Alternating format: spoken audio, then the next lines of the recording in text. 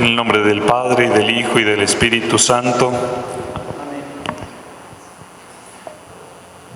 Cuando nosotros disponemos nuestra alma, nuestro espíritu para el verdadero regocijo, nos damos cuenta que quien está aquí en el altar es Dios vivo. Un Dios que viene no solamente como creador, sino como redentor, como santificador. Por eso en este momento dispongamos que su voluntad sea en nosotros siempre, que ese constante respiro, ese constante palpitar, sea en nosotros una verdadera prueba de que el Señor vive en nosotros, de que está presente. Por eso digamos: Padre nuestro, que estás en el cielo, santificado sea tu nombre. Venga a nosotros tu reino. Hágase tu voluntad en la tierra como en el cielo. Danos hoy nuestro pan de cada día. Perdona nuestras ofensas como también nosotros perdonamos a los que nos ofenden. No nos dejes caer en la tentación y líbranos del mal. Amén.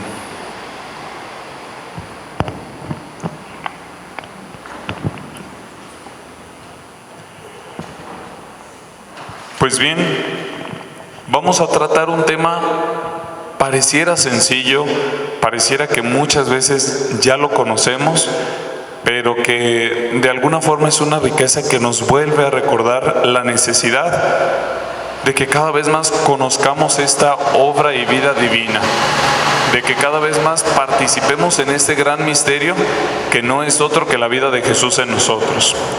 Pues bien, vamos a tratar dos temas específicos. El primero es la relación que hay entre las horas de la pasión y los ángeles. Y el segundo, esta pregunta o esta frase que a veces se repite constantemente y que podríamos decir, bueno, ¿qué es eso? Sobre las almas víctimas. ¿Han leído en alguno de los volúmenes lo que son las almas víctimas? Hemos escuchado varias veces, se repite creo que 16 veces en los volúmenes, sobre las almas víctimas, sobre las almas víctimas. Y entonces viene la pregunta, bueno, ¿qué son las almas víctimas? Vamos a resolverlo durante esta pequeña explicación. Lo primero que vamos a tomar es en el volumen 11, el 13 de octubre de 1916, dice: estaba haciendo las horas de la pasión y el bendito Jesús me dijo, primero, ¿dónde está Luisa? ¿Qué está haciendo? Meditando y viviendo las horas de la pasión. Esto nos quiere decir que a veces, aunque sepamos que los hijos de la divina voluntad nacen de las horas de la pasión, Luisa no las dejaba de meditar. Al contrario, seguía, porque ella conocía el valor de estas horas, como todos los actos de Jesús en esta redención, también ella los iba viviendo de nuevo. Entonces Luisa está meditando las horas de la pasión y dice, y Jesús le dijo, hija mía, en el curso de mi vida mortal, millones y millones de ángeles cortejaban a mi humanidad y recogían todo lo que yo hacía, los pasos, las obras, las palabras y aún mis suspiros, mis penas, las gotas de sangre, en suma, todo. ¿Cuántos actos divinos valen lo que hace Jesús? Infinidad. Si un solo acto de la voluntad de Dios creó todo, todos los actos constantes de Jesús en la tierra eran recogidos con tal regocijo por los ángeles que dice aquí, dice, millones y millones de ángeles acompañaban este momento en el que Jesús comenzaba a actuar, en este momento en el que Jesús iba recorriendo su vida aquí en la tierra. Y dice, eran ángeles destinados a mi custodia, a darme honor, obedientes a todas mis señales, subían y bajaban del cielo para llevar al Padre todo lo que yo hacía. Ahora, estos ángeles tienen un oficio especial Y dice, y conforme el alma hace memoria de mi vida, de mi pasión, de mi sangre, de mis llagas, de mis oraciones, se ponen en torno a esta alma y recogen sus palabras, sus oraciones y compadecimientos que me hacen. Las lágrimas, los ofrecimientos los unen con los míos y los llevan ante mi majestad para renovarme la gloria de mi misma vida. Y es tanta la complacencia de los ángeles que reverentes están en torno al alma para oír lo que dice y rezan junto con ella. Por eso, con qué atención y respeto el alma debe hacer estas horas, pensando que los ángeles están pendientes de sus labios para repetir junto con ella lo que ella dice. Quiero que nos pongamos a ver algo aquí interesante. La misión de un ángel. ¿Ángel qué significa? Ángel significa mensajero. Es aquel que lleva un mensaje, aquel que tiene una noticia o aquel que va a cumplir una misión. Si los ángeles son creados, como le dice, todo fue creado por Él y para Él, la Escritura, a Jesucristo, y eran millones y millones de ángeles que estaban al pendiente de todas las obras de Jesús, todos los actos, cada acto divino. Él dice, ahora estos ángeles que fueron creados desde la eternidad para esto, se dedican única y exclusivamente ¿a qué? A estar pendientes de las palabras que el alma, cuando está viviendo las horas de la pasión, dice. Imaginen qué riqueza que todo aquel ejército que se creó para acompañar a Jesús en este momento, para ir recogiendo cada uno de sus actos, también esté presente completo en nosotros cuando estamos meditando y viviendo estas horas de la pasión. Y a veces lo tomamos como algo tan cotidiano que se nos olvida la riqueza de lo que ahí contiene. Cada una de las palabras es repetir cada uno de los actos que Jesús hacía. Por lo tanto,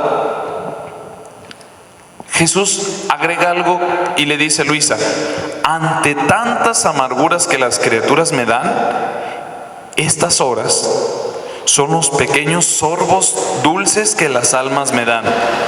Pero ante tantos sorbos amargos que recibo, son demasiado pocos los dulces.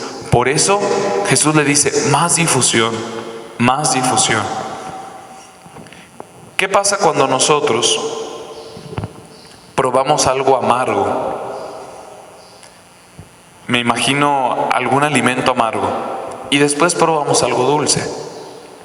El dulce, como que al final el postre deja un buen sabor de boca. Pero ¿qué pasa que después de lo dulce venga de nuevo lo amargo? Lo amargo le gana. Entonces Jesús le dice a Luisa, estas horas que hacen son pequeños sorbos dulces, pero por favor háganlos más.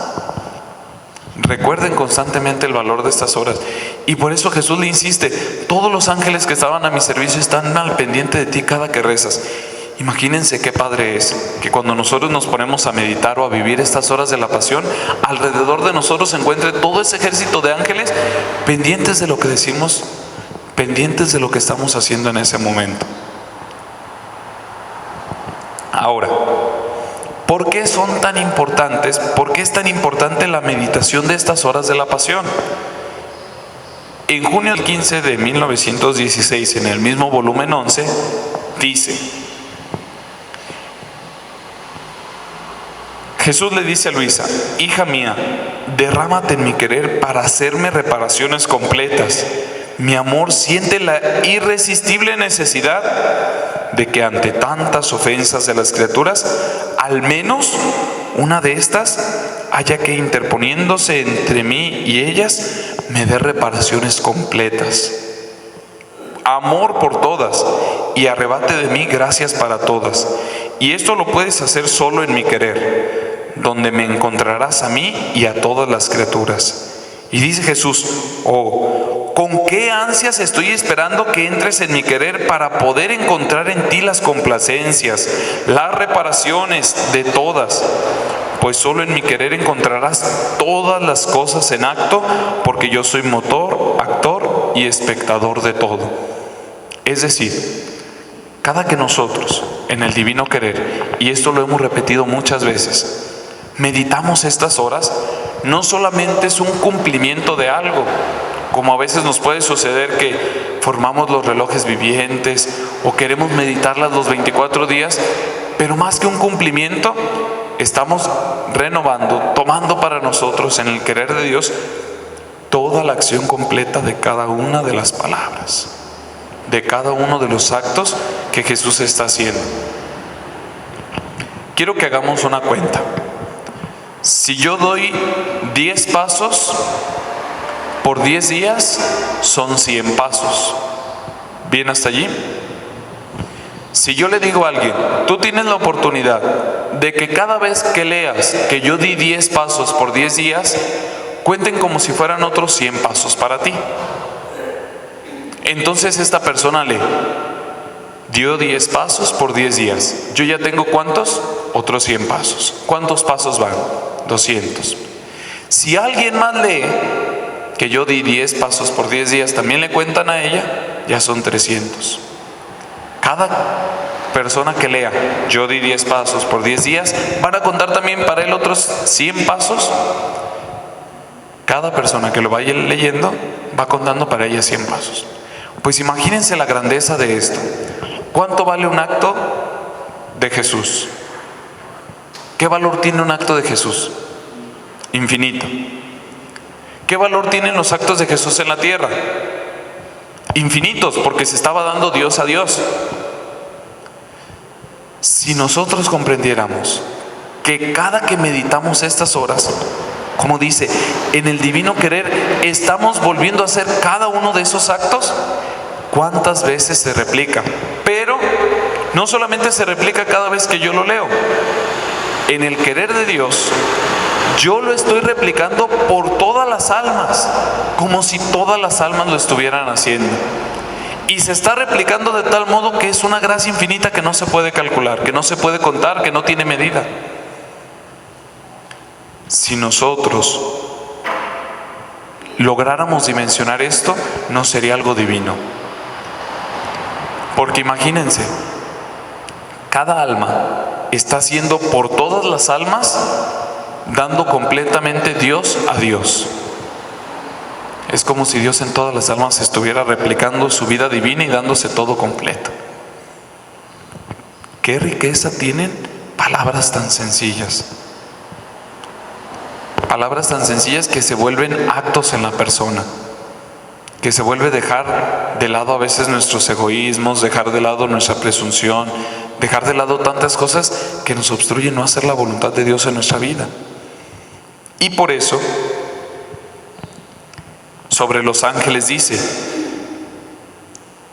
sigue Luisa, mientras esto decía, me he fundido en su querer, pero ¿quién me puede decir lo que veía? Me encontraba en contacto con cada pensamiento de cada criatura, cuya vida venía de Dios, y yo, en su querer, me multiplicaba en cada pensamiento, y con su santidad, con la santidad de su querer, reparaba todo, y tenía unas gracias por todos, un amor por todos, y así se multiplicaba en las miradas, en las palabras y en todo lo demás. Pero ¿quién me puede decir cómo sucedía todo esto? A mí me faltaban las palabras, tal vez las mismas lenguas angélicas serían balbucientes. Por eso pongo un punto, dice Luis, aquí se acabó porque ya no sé qué escribir. Eso muy seguido lo hace. Ricardo alguna vez nos platicaba, dice, Luisa, cuando ya no sabe qué decir, que ya llega como a su máximo, dice, pongo un punto. Así toda la noche me la pasé con Jesús en su querer. Después sentí la reina mamá junto a mí y me dijo, hija mía, reza. Y le dice Luisa a la Virgen, mamá mía, recemos juntas, pues por mí sola yo no sé rezar. Y ella ha agregado, las oraciones más potentes sobre el corazón de mi hijo y que más lo enternecen es cuando la criatura se reviste con todo lo que él mismo obró y sufrió. Pues de todo eso, él hizo don a la criatura. ¿Qué significa don? Regalo. Entonces dice, ¿cuáles son las oraciones más perfectas? ¿Cuáles son las oraciones más potentes? Que que la criatura se revista de las acciones que Jesús, ofreciendo al Padre, no solamente las ofreció al Padre, sino que las dio como don a la criatura. ¿Qué pasa? De las que están aquí, ¿quiénes son mamás? Imagínense que su hijo o su hija, que ustedes hacen algo peculiar, por ejemplo, que cuando estén cocinando, cuando estén meneando algo, comiencen a silbar. Y después vean que su hijo o hija, cuando está cocinando, también silba. ¿Cómo se siente la mamá? Dice, ay, qué contento, mi hija está haciendo lo mismo que yo hago cuando cocino. Y la mamá ve a la niña y le agrada mucho y le da ese cierto contento de que su hija esté haciendo algo porque sabe que lo copió de su papá. Ahora imagínense, con cuánta gloria y con cuánta gracia Jesús, ofreciéndose al Padre, cuando da a las criaturas este don perfecto de que puedan replicar en ellas mismas su vida, nos ve haciendo constantemente actos divinos. Para Jesús es fabuloso, para el Padre es fabuloso, para el Espíritu Santo es fabuloso, porque no ven otra cosa que su misma vida, la finalidad por la que la criatura fue creada. Entonces, ven en tan grande ese aprecio que la misma Virgen María le dice a Luisa, no es otra cosa, no hay oración más potente que lo enternezca tanto, que le mueva el corazón tanto, que la vida que Él ofreció al Padre completa por nosotros, en su querer también sea replicada en nosotros. No solamente que nosotros le imitemos, sino que Él mismo la viva en nosotros de nuevo. Esa es la riqueza. Y sigue, por lo tanto. En octubre 2 de 1901, escribe, en un instante, escribe Luisa, me he encontrado en medio de los ángeles y santos. No sé decir cómo me he sentido, una infusión de lo que cantaban y decían los ángeles y los santos. Y yo, a la par con ellos, he hecho mi parte a nombre de toda la tierra. Mi dulce Jesús, todo contento, después de esto me dijo dirigiéndose a todos, he aquí de la tierra una nota angélica, cómo me siento satisfecho. Y mientras esto decía, como para recompensarme, me ha tomado entre sus brazos, me besaba y me mostraba toda la corte celestial como objeto de sus más queridas complacencias. Y al ver esto, los ángeles han dicho, fíjense lo que dicen los ángeles, qué interesante. Señor, te pedimos que muestres lo que ha sobrado en esta alma a las gentes, como una señal prodigiosa de vuestra complacencia y omnipotencia, para gloria tuya y para el bien de las almas. No tengas más escondidos los tesoros derramados en ella, y así, viendo y tocando ellos mismos su omnipotencia en otra criatura, puedan servir de arrepentimiento a los malos y de mayor estímulo a quien quiere ser bueno. Y dice Luisa, y al oír esto me sorprendí, y me sorprende por temor, y toda anulándome, tanto que me veía como un pequeño pececillo, me he arrojado en el corazón de Jesús diciendo, Señor, no quiero otra cosa que a ti, y estar escondida en ti, y esto te he pedido siempre, y esto te pido que me confirmes.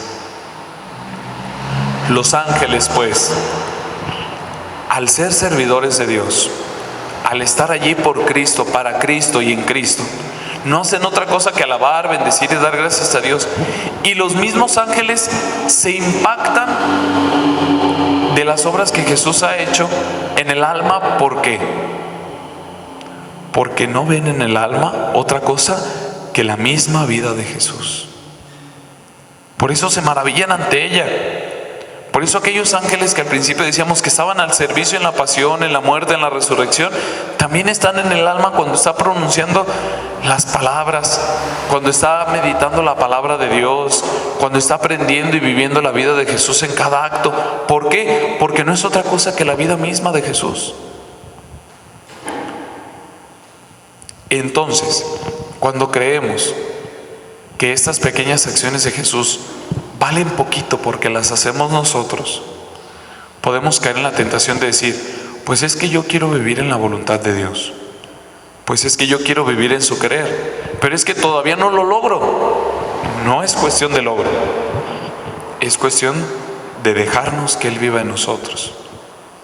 Y cada acto, por pequeño que sea, que le dispongamos en su voluntad, no vale porque nosotros lo disponemos. No vale mucho porque yo lo disponga, porque Él lo disponga, porque ella lo disponga. No. Vale porque es Jesús mismo quien lo está haciendo. Y vale completo, vale pleno, vale grande, vale para todo.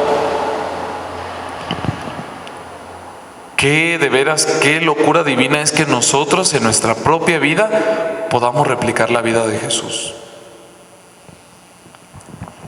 Y podría parecer raro, y de hecho ahorita lo vamos a ver en otra parte, el decir, bueno, ¿y por qué Jesús, si con un solo acto obtenía toda la riqueza, todo el valor, toda la omnipotencia de su amor, toda la misericordia, ¿por qué no solo se quedó con su acto y ya? ¿Qué necesidad hay de que algo infinito se replique en la criatura? Pues si ya es infinito, ya es omnipotente, ya es grande, ¿para qué quiere que lo repliquemos? Porque la naturaleza del amor es amar. La naturaleza de la misericordia es ser misericordioso. El amor no se puede ocultar, no se puede guardar, es libre. Y por lo tanto, un amor que no ame a alguien más, una comunión que no pueda amar a alguien más, no serviría. Por eso, en la comunión en la Trinidad del Padre, el Hijo y el Espíritu Santo, ese amor se tiene que volcar en alguien. Necesita amar a algo, a alguien. Y el amor de Dios infinitamente, ¿a quién puede amar? Por completo, quedar satisfecho, solamente Dios.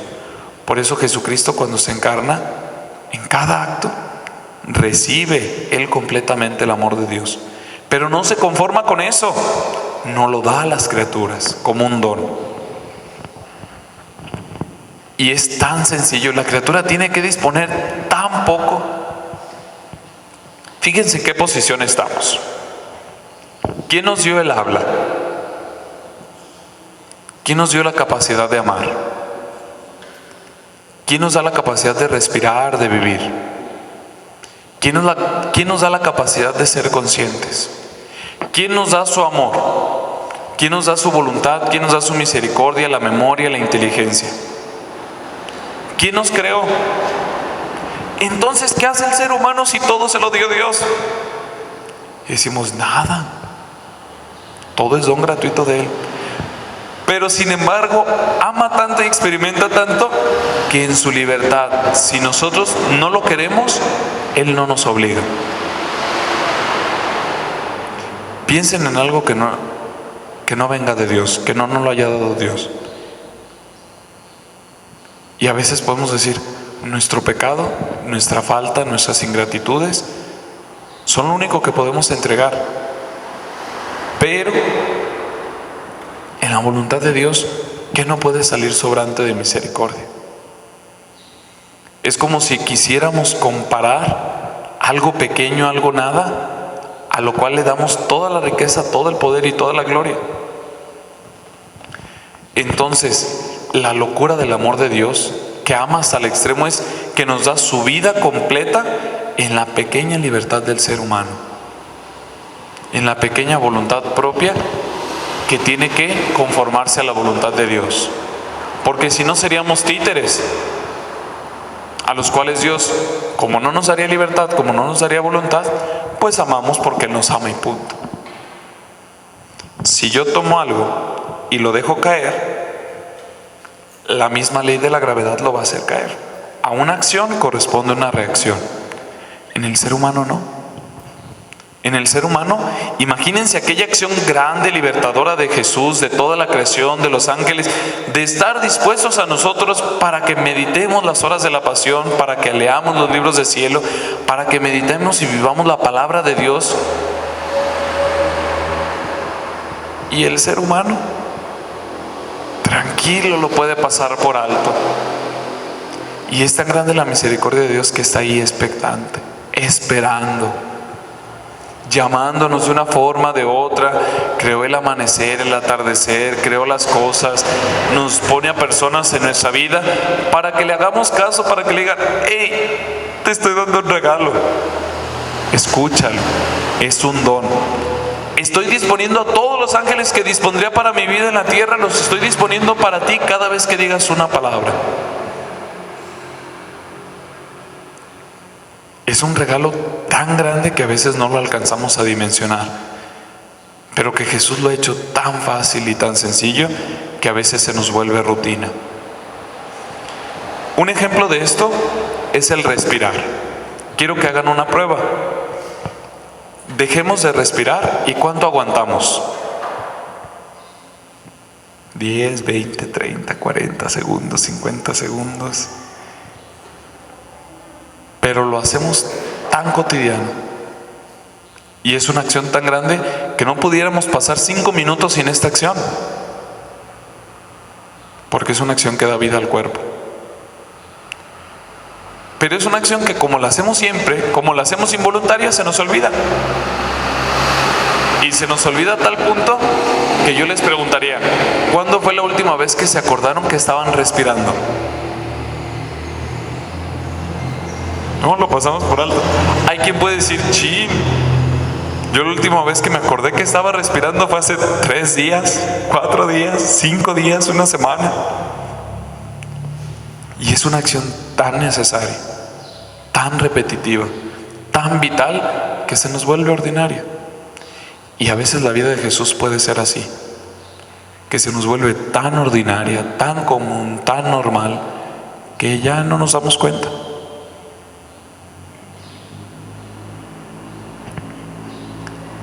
Si nosotros nos acostumbramos a que toda esta grandeza divina siempre esté al alcance, si nosotros nos acostumbramos a que toda esta grandeza divina siempre esté ahí para la hora que yo quiero, como yo lo quiero, dejamos de aprovechar esta grandeza en su plenitud. Dejamos de hacerlo verdaderamente voluntad de Dios y comenzamos a manipularlo para hacerlo voluntad nuestra. Porque la grandeza del amor de Dios no solamente bastó, y esto es muy importante, no solamente bastó para crear, para redimir, para santificar el mundo. Se lo da completo a la criatura para que la criatura pueda replicar en su vida toda la creación, toda la santificación, toda la redención del mundo, en cada alma. Eso es a lo que estamos llamados. Eso es lo que los libros de cielo nos han insistido. Entiendan, no es un mensaje diferente el que estamos dando. Es un llamado a entender que nos surge la vida de Dios en nosotros, que nos surge darnos cuenta de esta grandeza. ¿Qué harían ustedes con todo el dinero del mundo? Muchos podríamos pensar: uy, yo si tuviera todo el dinero del mundo, yo ayudaría, yo haría esto, yo daría de comer a estos, yo construiría un templo, yo tendría un carro, yo haría esto, modificaría esto, pusiera esto. Y comenzamos a soñar. Piensen en un minuto ustedes qué harían con todo el dinero del mundo. Que todo lo que ustedes quisieran estuviera a su disposición, todo. Uy, no, yo pondría a 40, 50, 60, 70 científicos de los mejores a estudiar las curas contra esto. Yo quitaría estas cosas de corrupción. Yo haría esto, haría esto, haría esto, haría esto. Y comenzamos a soñar. Y diría: uy, podemos ir desde lo más bajo de decir: yo por lo pronto cambiaré mi casa, yo por lo pronto cambiaré mi carro, yo por lo pronto cambiaré mi manera de vivir, yo por lo pronto no comería esto, comería esta otra cosa. Ahora la pregunta va al alma: si tú tienes toda la gracia divina a tu disposición, todos los actos de Jesús en la pasión, todos sus actos en su vida aquí en la tierra, todos los actos de la creación, todos los actos del Espíritu Santo que santifica la vida diaria, ¿qué estamos haciendo? Ya lo tenemos, no necesitamos esperarlo. Pero lamentablemente a veces el alma no se da cuenta de la riqueza y del valor que tiene. No nos damos cuenta. Si tuviéramos todo el dinero del mundo y lo tuviéramos ya a nuestra disposición, comenzaríamos a hacer un montón de cosas por todos lados. Pero tenemos toda la gracia divina en el alma. ¿Y qué estamos haciendo? Esta es la gran cuestión. Esto es lo que tiene que mover al ser humano, no solamente a conocer la vida divina de Jesús en nosotros, a vivirla a diario, cada respiro, cada cosa. Uy, es que sí, claro, la Virgen María es la mamá celestial y ella sí se daba cuenta de todo y ella sí puede hacer muchas cosas, interceder ante Dios por nosotros. A nosotros se nos ofrece la misma vida, porque no es lo especial que seamos nosotros, sino que Jesús nos le está ofreciendo a todos. María supo guardar todos sus actos en la voluntad de Dios y por eso goza de esta gran riqueza. Pero María le insiste a Luisa, dice, entiende, si quieres rezar, no hay oración más perfecta que hacer el acto de mi hijo en tu vida. Y eso está a disposición de nosotros. O Jesús dijo, tú no puedes hacer este acto divino porque no cumples estas condiciones. O tú no puedes vivir mi vida divina porque no naciste en tal país. O tú no puedes vivir mi vida divina porque naciste en una época diferente. O tú no puedes vivir mi vida divina porque, pues no sé, tus características, estás chaparrito, estás gordito y estás feo. No, pues yo no haría nada tampoco, pero Jesús no compara, ni siquiera pone pretexto a ningún alma. Lo da para todas. Pero no solamente eso, da este don magnífico en cada alma como si todas las almas lo hicieran. ¿Cuántas personas hay en el mundo? Como 7,000 millones. ¿Cuántas personas ha habido en la historia del mundo? ¿Cuántas personas habrá? Pues por cada una de ellas, nosotros en cada palabra estamos replicando la vida completa de Jesús, su vida divina. Es para volvernos locos, para decir, ¿cómo yo en una palabra puedo replicar toda esa vida divina por todas esas criaturas en todos los tiempos y en todos los espacios? No nos ajusta la mente para hacer cuentas, pero es un acto tan necesario como respirar. Ahora, este acto tan grande, tan maravilloso, es lo que nos va a conectar con la siguiente parte. Ya hablamos de los ángeles un poco, de cómo estaban al servicio, de cómo los mismos ángeles se ponen contentos cuando el alma está viviendo la vida de Jesús, porque no es otra cosa que ver a Dios mismo actuando. Ahora, precisamente eso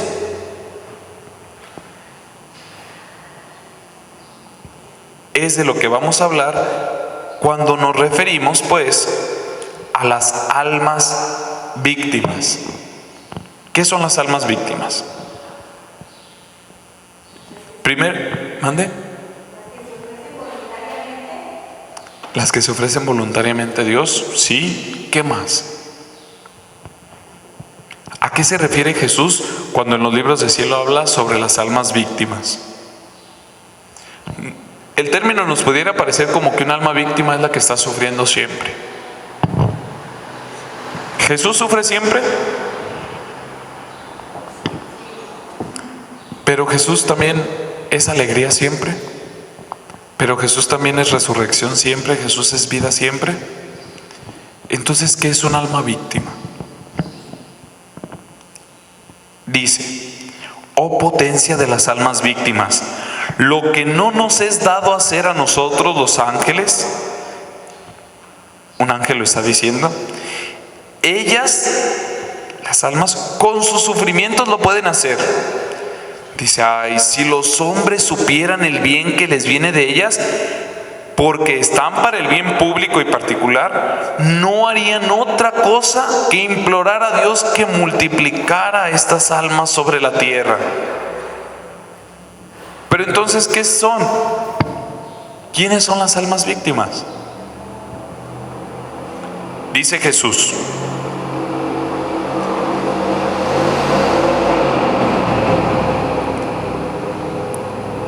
dice, no es nada, no es nada. Luis está hablando con Jesús y Jesús le dice, es que estoy molesto con la humanidad. Entonces nos pareciera raro que Jesús esté molesto con nosotros cuando nos ama tanto. Pero no es tanto que esté molesto con la humanidad por lo que estemos haciendo, sino que su mismo amor de alguna manera siente la necesidad de amar y no se siente correspondido a veces. Entonces dice, él mostrando un aspecto serio ha dicho, no es nada, no es nada, es que quiero castigar a la tierra.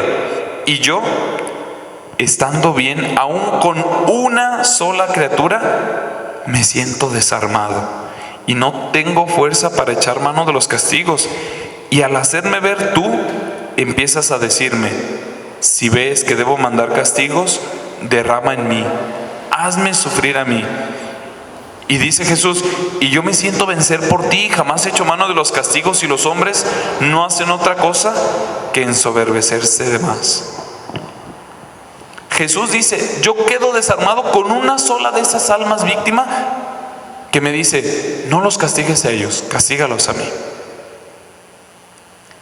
Entonces, las almas víctimas no son otra cosa que aquellas criaturas que constantemente obrando la vida de Jesús, en ellas reparan, ofrecen, santifican por todos.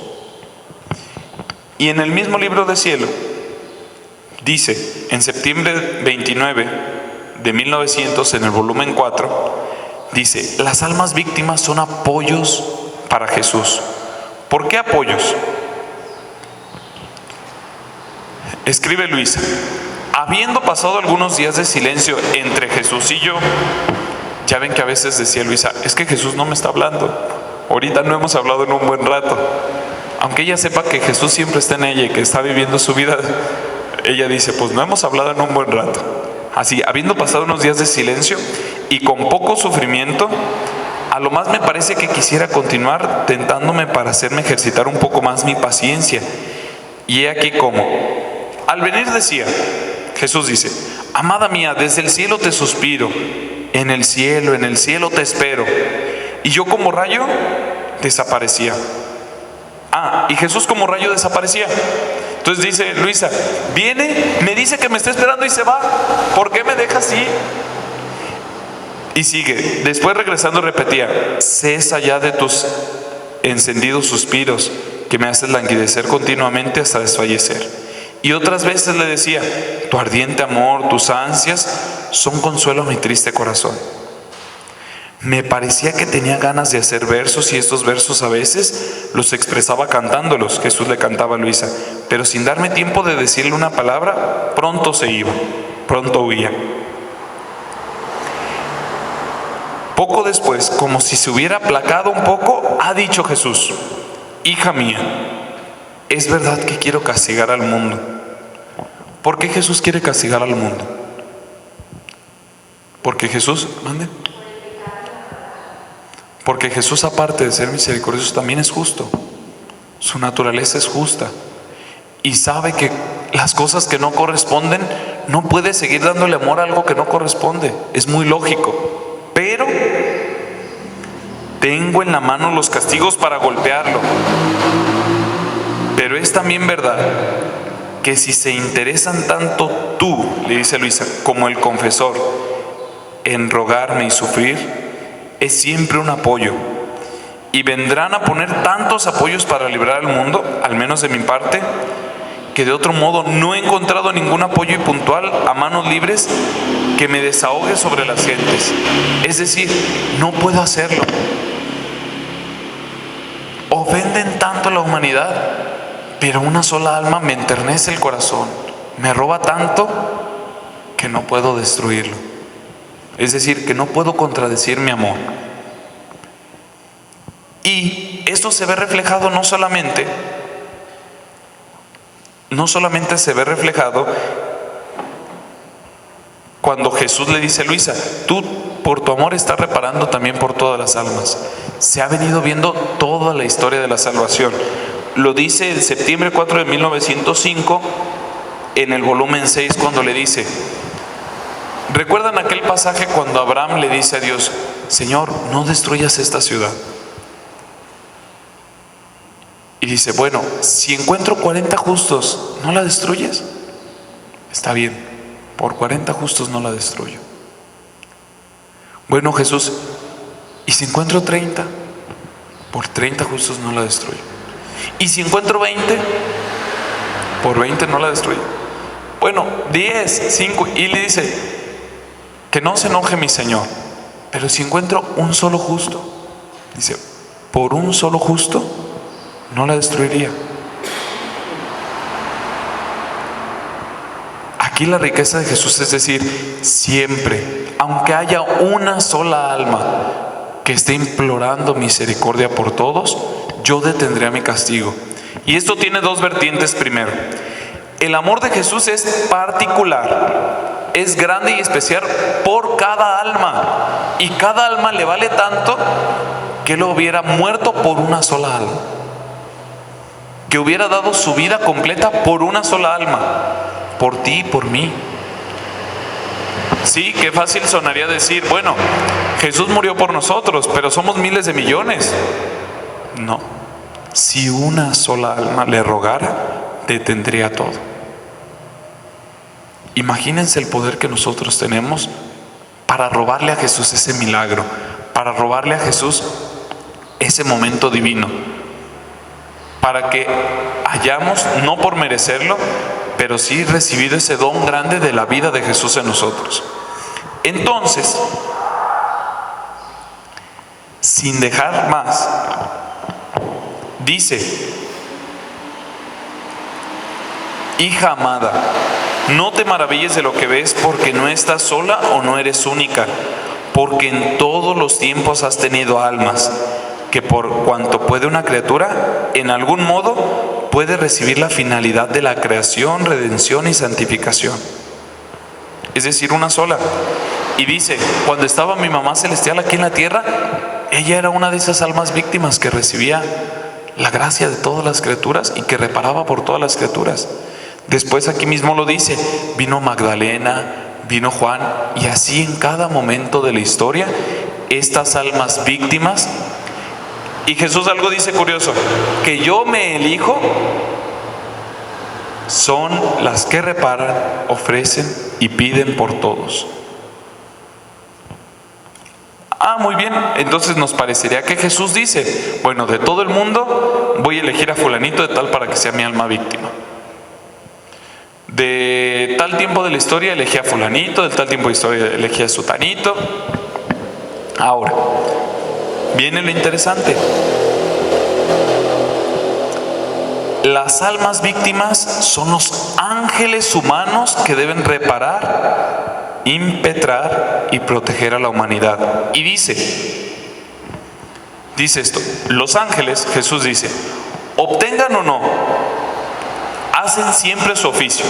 Es decir, no se retiran de la obra confiada por Dios, de la custodia de las almas, y a pesar de que vean que casi, a despecho de su cuidado, diligencia, industria y sus continuas asistencias, las almas se pierden, están siempre allá, en sus puestos.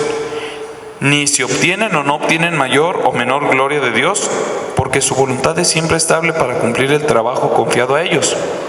¿Qué quiere decir? Que los ángeles que están aquí para cuidarnos,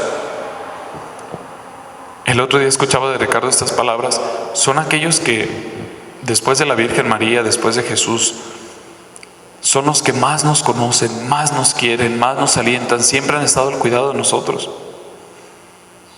Y dice, y a pesar de que obtengan o no, con su cuidado, su diligencia, ellos lo están cuidando, es como si fueran un arquitecto, lo están cuidando, están velando por ellos, y a pesar de que consigan o no que el alma descubre esta gracia, esta misericordia, ellas siguen allí, los ángeles siguen allí. Y por eso dice, las almas víctimas son estos ángeles humanos que deben reparar, impetrar, proteger a la humanidad. Y si obtienen o no, no deben de cesar su trabajo a menos de que se les sea asegurado de lo alto. ¿Qué quiere decir esto? Que las almas víctimas son aquellas que logran descubrir que la voluntad de Dios va más allá de que se cumpla o no, de que dé resultados o no, lo que están haciendo de su oración, de su vida, de sus obras de misericordia. ¿A quién nos ha pasado que cuando rezamos decimos, yo le pedí algo al Señor y no me lo dio? Es que le estoy pidiendo y pidiendo al Señor y no me lo da. Es que yo le rogué al Señor este milagro y no me lo concedió. Es que yo hago muchas cosas buenas y el Señor me ha tratado mal. Y vemos a mucha gente que constantemente dice esto: ¿por qué los que se portan mal viven tan bien? Y los que nos portamos bien a veces sufrimos más. Porque no hemos descubierto que el ser almas víctimas consiste en eso, en que recibamos o no resultados, en que se hagan o no las cosas, en que se cumplan o no, siempre estemos allí. Quiero platicarles una anécdota muy curiosa. Había un padre que todos los días se sentaba a confesar. Todos los días, todos los días, todos los días. Hubiera personas que fueran a confesarse o no, todos los días se sentaba a confesar. Y había un tiempo en que ya muchas personas no se confesaban en ese templo y el padre todos los días se sentaba. Y le decían: padre, como de alguna manera criticando, ¿por qué no ese tiempo que se gasta allí sentado, por qué no va y hace otras cosas? ¿Por qué no hace una caridad a los pobres? ¿Por qué no visita su parroquia? ¿Por qué no está mejor dando vueltas a ver a quién puede ayudar? Y lo criticaban fue diciendo: usted se la pasa sentado, no hay nadie, en meses no ha confesado a nadie. Y el padre muy sabiamente dijo: porque valdría la pena esperar sentado meses si una sola alma llegara a confesarse. Porque se confiesen o no, mi trabajo es estar aquí como la misericordia, siempre disponible. Porque habrá otro momento y habrá otros que puedan acercarse a los demás a la misericordia. Habrá otro momento y habrá otro lugar para que los demás se acerquen a las necesidades. Pero nadie más que yo puede estar aquí para el perdón de los pecados, porque eso me fue confiado. Las almas víctimas son pues aquellas almas que, sabiendo su misión, la cumplen con fidelidad, sabiendo que a veces no va a resultar, sabiendo que a veces la conversión que tanto pedimos no va a llegar, sabiendo que a veces aquel milagro que nosotros quisiéramos no va a llegar, quizá sabiendo que entre más fieles seamos a la voluntad de Dios, más peligros, más sufrimiento va a venir, pero el alma se mantiene como fiel. Esa es la grandeza de un alma víctima, la grandeza de un alma que no está esperando resultados, que confía. La grandeza de un alma que no se deja llevar por la lógica de decir: si doy me dan, si me dan doy. La grandeza de un alma que no mide su santidad por las horas que pasa rezando, sino por la fidelidad con que lo ha hecho. Esas son las almas víctimas que el Señor se elige. ¿Pero cómo las elige? Todas las almas que están llamadas a la santidad son llamadas también a ser estas almas víctimas. Es decir, ¿a quién elige el Señor? A todos. Y ojo con lo siguiente: las almas víctimas son hijas de la misericordia. En junio 20 de 1904, en el volumen 6, Jesús le dice a Luisa, comienza Luisa a escribir: después de haber esperado mucho, en cuanto ha venido el bendito Jesús, me ha dicho: hija mía, ha llegado a tanto la perfidia humana de agotar por su parte mi misericordia. Fíjense, no dice: ya me cansé de ser misericordioso. ha agotado por su parte mi misericordia, es decir, se vuelve en tal estado que ya no puede recibir mi misericordia. Es como si nosotros ensuciáramos un vaso a tal punto que ya no se pueda tomar en ese vaso nada. Pero se fijan que Jesús siempre le dice: ojo, ya llegaron ustedes a su límite, ya es tanto, pero siempre viene un pero, y aquí dice: pero mi bondad es tanta de constituir las hijas de la misericordia, a fin de que también por parte de las criaturas no quede agotado este atributo. Y estas son las víctimas que están en plena posesión de la voluntad divina por haber destruido la propia. Porque en estas, es decir, en estas almas víctimas, el recipiente dado a ellas por mí al crearlas está en pleno vigor. Y habiendo recibido la partícula de mi misericordia, siendo hija la suministra a otros. ¿Qué quiere decir esto? Que ellas, recibiendo la misericordia, la suministran a las demás. Es decir, la dan a las demás o por las demás.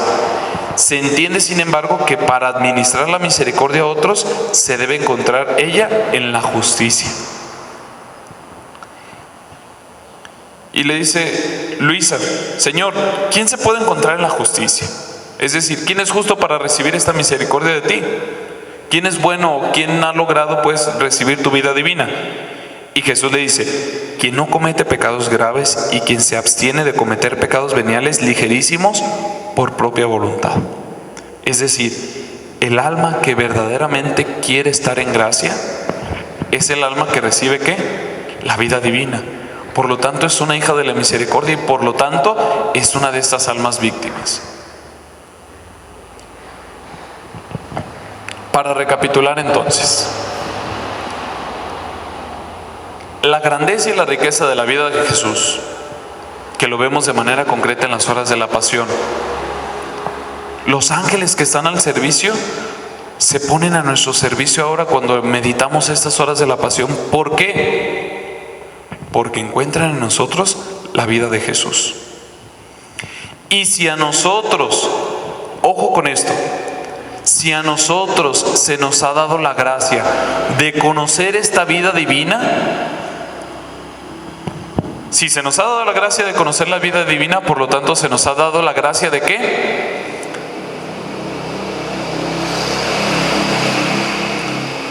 Se nos ha dado la gracia de vivirla en nuestra propia vida. Y si se nos da la gracia de vivirla en nuestra propia vida, nos exige que seamos o que nos mantengamos en gracia. Nos exige que seamos recipientes de misericordia. Nos exige que seamos, por lo tanto, estas almas víctimas que rueguen constantemente al Señor. Pero si todo esté bien desde el principio lo desperdiciamos, estamos desperdiciando la oportunidad de ofrecerle Dios a Dios. Algo que me preocupaba a mí mucho, que llegó un momento en que a veces uno no dimensiona lo que pasa. Cuando Jesús dice: al que mucho se le da, mucho se le pide. A ustedes y a mí, que el Señor nos ha concedido conocer un poquito de su vida divina, con un solo acto en el cual está toda su omnipotencia, en el cual está todo su amor, toda su misericordia, nos ha revelado completamente a su Hijo, nos ha dado la palabra. ¿Cuánto no se nos está exigiendo?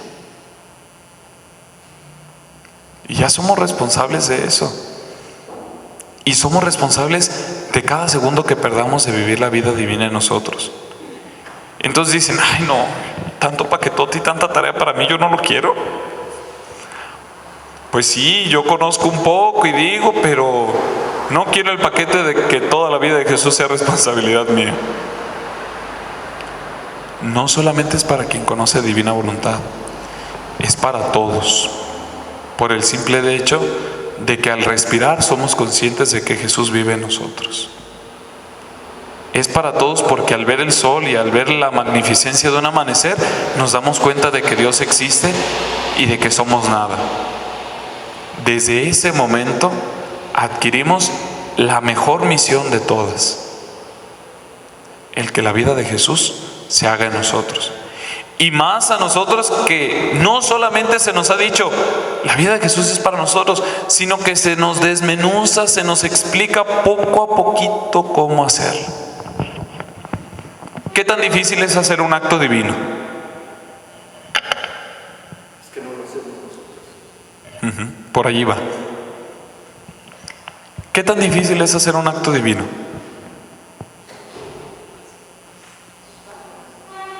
Nada. No es nada difícil, porque no lo hacemos nosotros.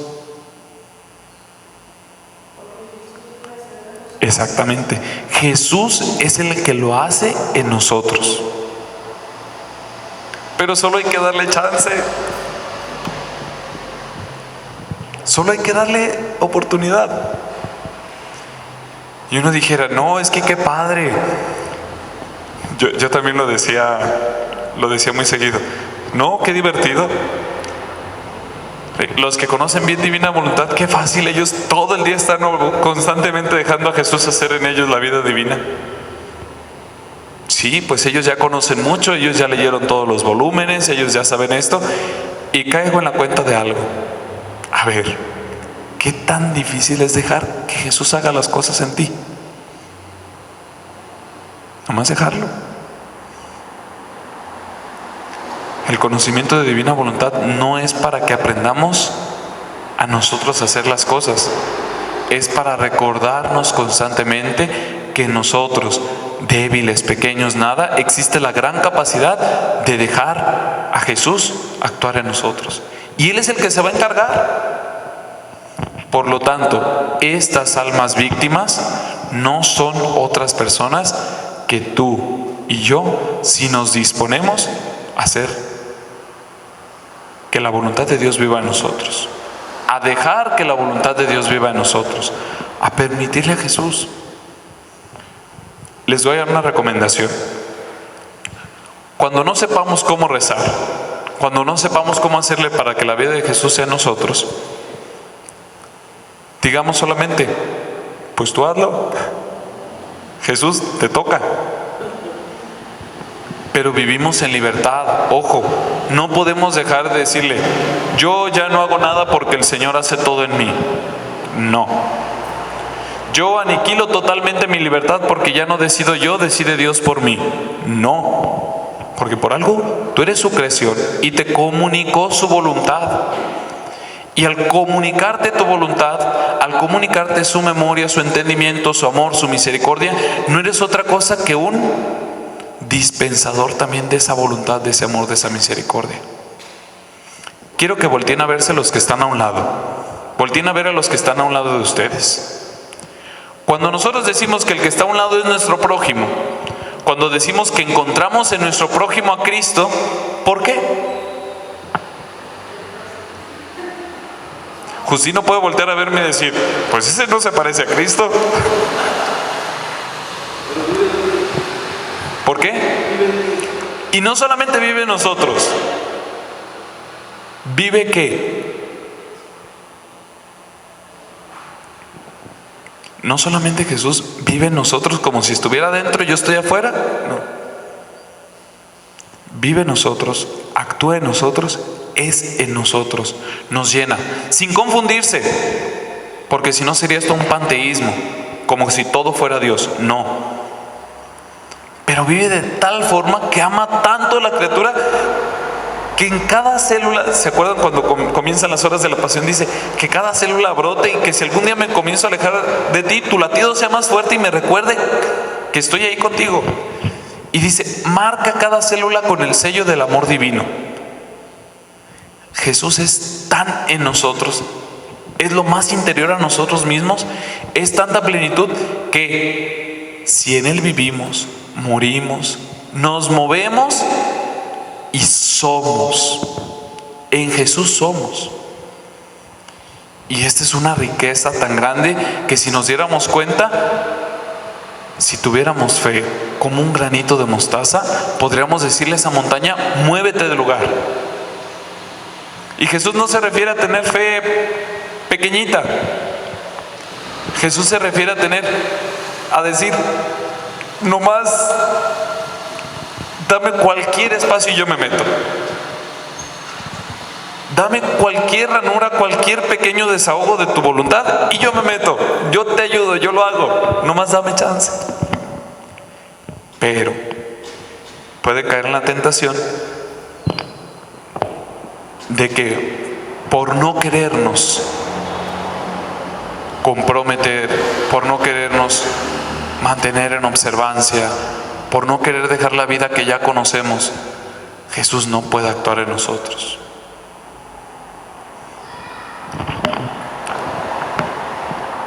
Si nosotros, ojo, como dice el Salmo, al hombre lo hiciste poco inferior a los ángeles. Es decir, los ángeles son en cierto grado ¿cómo? Superiores. Viven en otro tiempo diferente, tienen una voluntad diferente, un solo acto de decidir. El hombre tiene la capacidad de decidir constantemente. Los ángeles es un solo acto perfecto. Por eso su voluntad es estable. Por eso los ángeles que decidieron estar con Dios están con Dios. Los que no decidieron estar con Dios, Dios les permitió estar lejos de Él. Porque también tienen libertad. Pero fíjense, si los ángeles, siendo superiores a nosotros, se maravillan de las obras de Dios en nosotros, es porque están viendo en nosotros la vida de Jesús. ¿Qué grandeza le dio al ser humano? ¿Por qué no se la dio a los ángeles? Porque nos ama como sus criaturas.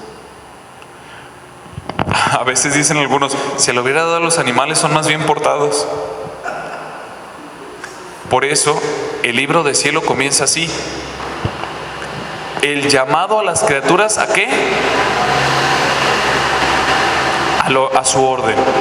Es decir, no es otra cosa que nos diga, ser humano, atento, estás hecho para esto, hazlo. ¿Qué pasa cuando una plancha no sirve en la casa? ¿Se repara o se desecha? ¿Qué pasa? Se me hacía muy curioso que recordé de una película. ¿Qué pasa cuando una silla no cumple la función de poder sentarse en ella? Pues no sirve para nada. A lo mejor de adorno. ¿Qué pasa cuando algo no cumple su función? ¿Qué pasa, por ejemplo, si la cámara no estuviera grabando? ¿Qué pasa si los teléfonos no sirvieran para comunicarnos? ¿Qué pasa si las puertas no funcionaran para entrar? ¿Qué pasa si las ventanas no cumplieran con la función de dar luz y ventilación? ¿Qué pasaría si yo agarro este micrófono, lo apago y yo siguiera hablando en el micrófono apagado? ¿Para qué lo tendría en la mano? Para nada. Y decimos, ay. Y entonces yo podría llegar con alguien y decir, les vendo un cuchillo, pero nada más tiene un pequeño defecto, no corta. Les vendo un extractor de jugos, nomás tiene un pequeño problema, no sirve para hacer jugos. Ya sé, les vendo un paraguas, nada más tiene un pequeño defecto, cuando le cae el agua se desbarata. A veces así nos vemos los seres humanos. El ser humano hecho por amor, para recibir el amor de Dios, para obrar la vida de Jesús, no la hace. Entonces dice, ¿y qué está haciendo pues el ser humano? Por eso el llamado a las criaturas a volver a su orden es esto: que todos comprendamos la riqueza y el valor de la vida de Jesús en nosotros.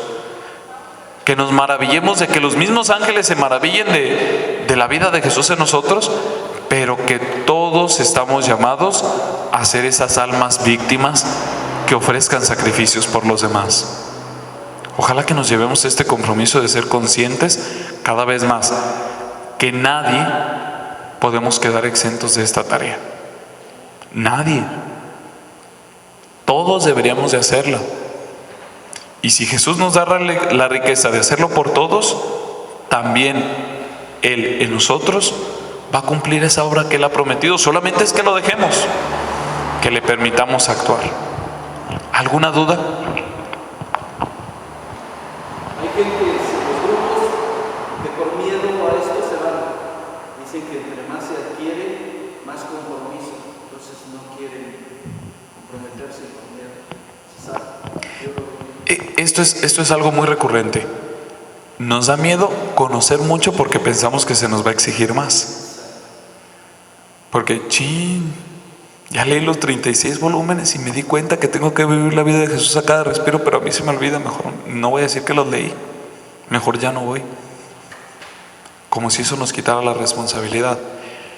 Sucede lo mismo cuando alguien dice: ay Dios, tengo una enfermedad mortal que me dijo el doctor, pero ya no voy a ir al hospital para que no me diga nada. ¿Se va a quitar la enfermedad? Por no escuchar el diagnóstico del doctor, ¿la persona se va a curar? ¿No? Es igual. Todas las personas sentimos en nuestro corazón ese deseo de Dios. San Agustín ya lo decía: nuestro corazón está inquieto hasta que descansa en Dios. Todos lo tenemos dentro, todos tenemos esa vocecita de conciencia que nos recuerda lo que está bien o mal. Todos ya tenemos latente y palpitante la vida divina en nosotros porque somos hechos de vida divina. Pero el compromiso cuesta. Pero el esforzarse cuesta. Pero no cuesta más que lo que recibimos de gloria y de gracia. Si yo les dijera, a propósito de esta cuestión, es que yo ya conocí esto y a mí se me hace muy difícil todos los días estar pensando en Jesús. Pero no lo vas a hacer tú. Disponte a que Jesús lo haga en ti. Él tiene su forma, su manera. Les voy a platicar la comparación. Déjenme ver la hora. ¿Me regalan 5 minutos más? ¿No hay problema? Les voy a platicar la comparación de 2 compañeros. Estos 2 compañeros, muy rectos en su actuar, yo podría decir que verdaderamente muy santos, cada uno tenía una manera muy diferente de actuar.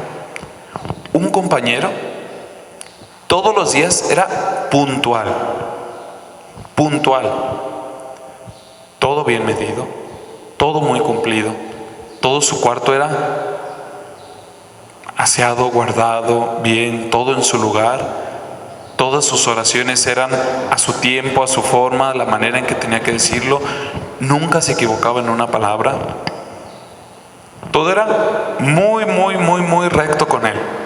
Es de las personas que yo podría con toda la confianza del mundo llegar y decirle: toma, aquí está mi dinero, mi casa, lo que yo tengo, ¿me lo cuidas? Una persona recta. Y tenía otro compañero que era todo un desorden. Llegaba tarde a todos lados, se le olvidaba rezar, llegaba y cuando menos te acordabas le decías: oye, te encargué esto, ¡ay, se me olvidó! Oye, pasó esto, oye, dejaste esta tarea, oye... Les platico una anécdota y es verdadera. Una vez llegó y estaba trapeando un baño, abrió la llave y dice que estaba llenando la llave, volteó y vio una mariposa. Dijo: ay, ve qué bonita mariposa, ¿por qué está aquí adentro? Y la siguió. Se fue a seguir la mariposa a ver dónde iba. Cuando vio la mariposa que se paró en una puerta, vio que la puerta estaba rota. Dijo: ay, mira, una puerta rota. Chin, yo diario soy bien despistado y nunca me fijo en cosas. Voy a reparar esta puerta. Llegó, acomodó, reparó la puerta. Cuando vio la puerta dijo: la caja de herramientas está desordenada. Me voy a proponer comenzar mi orden por aquí. Agarró la caja de herramientas, la acomodó, la llevó a su lugar. Cuando estaba abajo, vio que la bodega donde iba la caja de herramientas estaba desordenada. Dijo: yo tengo que ser más ordenado y cuidadoso en mis cosas. Se puso a ordenar la bodega. Una vez que terminó la bodega de ordenado, cansado, llegó y dijo: dejé la llave abierta. Un tiradero de agua, pero tiradero de horas. Llegó todo apenado: es que yo quería ser ordenado y es que me distraje por algo, y al querer ser ordenado en algo, dejé la llave abierta. Así era de desordenado.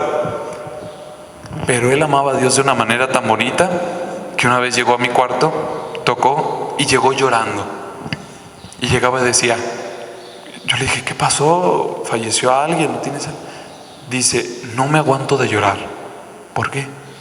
Dice, iba caminando. Dice, vi la luz del sol, sentí el calor y comencé a llorar. ¿Por qué comenzaste a llorar? Iba a decir su nombre. ¿Por qué comenzaste a llorar?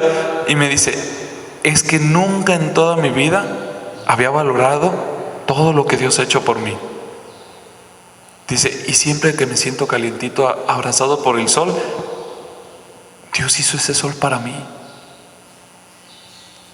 Dice, no entiendo cómo Dios pudo haberlo hecho para que yo lo disfrutara. Y de veras venía llorando, enternecido de aquel gusto que le daba que el sol se sintiera calientito en su piel. Él era santo de esa manera. Yo creo que sí es un buen santo. Y el otro compañero, muy recto, que nunca se le olvidaba nada, algunos le decían, oye, qué fariseo eres, tú siempre cumples, tú siempre cuadrado, pero no te dejas experimentar la misericordia y la grandeza y todo. Pero dice, a mí me cuesta mucho trabajo el orden. ¿No es cierto? Tú siempre eres ordenado. Claro, allí está mi misión. El cumplir todos los días, la fidelidad, el buen trato de sus cosas, pero su secreto era hacerlo todo con amor. Y cada cumplimiento era un acto de amor. Fíjense qué diferentes son.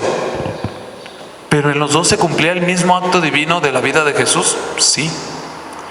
Por eso nosotros no querramos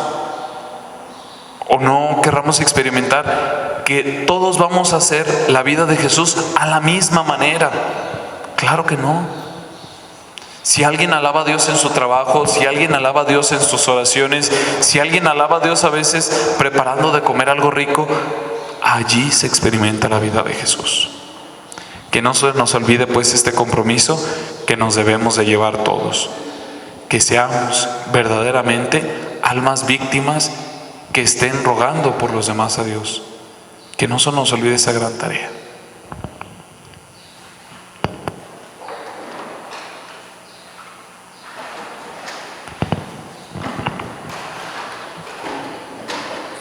Jesús,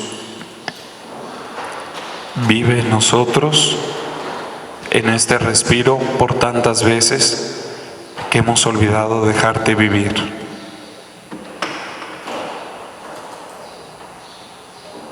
Que cada palabra nuestra sea tuya, que cada respiro que nosotros por esta necesidad tan natural hacemos también sea tuyo. Que en cada momento te recordemos presente. Jesús, y ahora que vives en nosotros, hablas en nosotros y oras en nosotros en este momento, estés también presente en cada una de las almas y reparemos por ti tantos sufrimientos de tu corazón. Date tú a Dios. Date tú a ti mismo con tanta magnificencia y gloria que en cada una de nosotras, de nuestras almas, que en cada uno de nuestros desvelos, que en cada una de nuestras alegrías, seas tú el que se alegre, el que se desvele, el que guarde a los demás.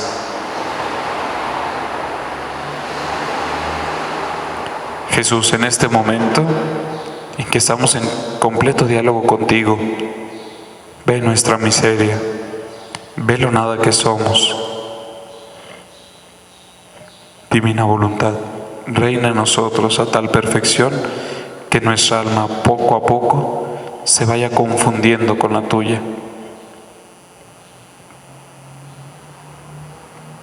Y hoy en este especial momento de gracia que nos concedes para conocer más sobre tu vida divina en nosotros, podamos también reparar por tantas almas y por nosotros mismos que tantas veces hemos dejado tu vida de lado.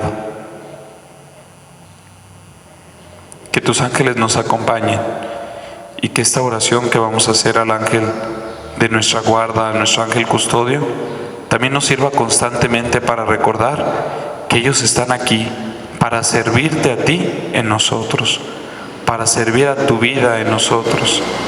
Que sea un recordatorio constante de esa vida que tenemos que vivir. ángel de la guarda, de nuestra dulce compañía, no nos abandones ni de noche ni de día. No nos dejes solo porque nos perderíamos, hasta que nos encontramos algún día en los brazos de Jesús, José y María. En la voluntad de Dios,